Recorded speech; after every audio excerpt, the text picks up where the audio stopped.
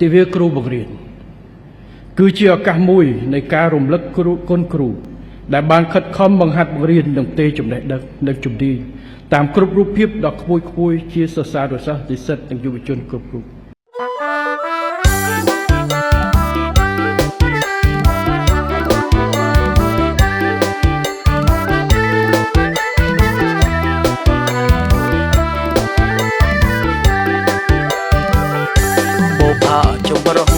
ក្លិនក្រអូបផ្សាយភូមិរាទាំងឡាយក្រេបលងអងការដូចសឹកស្វាធ្យាយខិនខំសិក្សាក្រេបវិជ្ជាការពីគ្រូគ្រប់គ្នាគ្រូបងរៀនជាវិស្វករប្រលឹងលោកបានប្រែងប្រឹងជួយសិស្សគ្រប់គ្រាទូជួបឧបសគ្គក្តៅភ្លៀងរងាមានព្រំវិហារធលអស់វិសិទ្ធគុណគ្រូបេះដូងចងចាំរំលឹករាល់ឆ្នាំពុំដែលមានធ្វេងឪពុកម្ដាយទីពីរមានជំនាញចំណេះគុណធម៌ចាំចេះលោកតែទេខេមរាសាទរទីវាគុណគ្រូ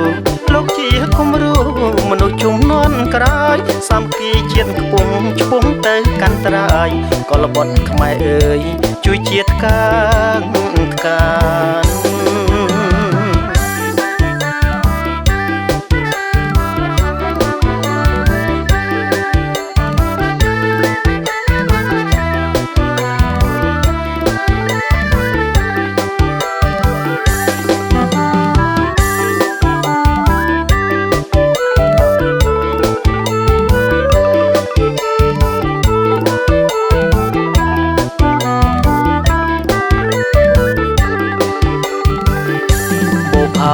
រង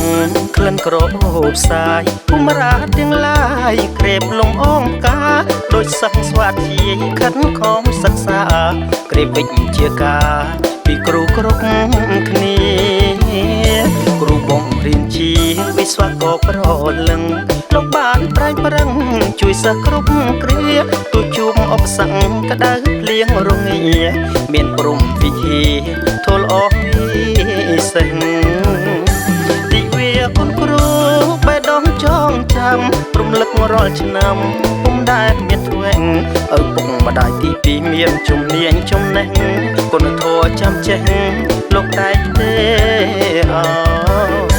ខេមរាសាទរទីវាគុណគ្រូលោកជាគំរូមនុស្សជំនាន់ក្រោយសាមគ្គីជាតិខ្ពង់ឆ្ពង់ទៅកាន់ត្រើយកលបុត្រខ្មែរអើយជួយជាតិកាងកាន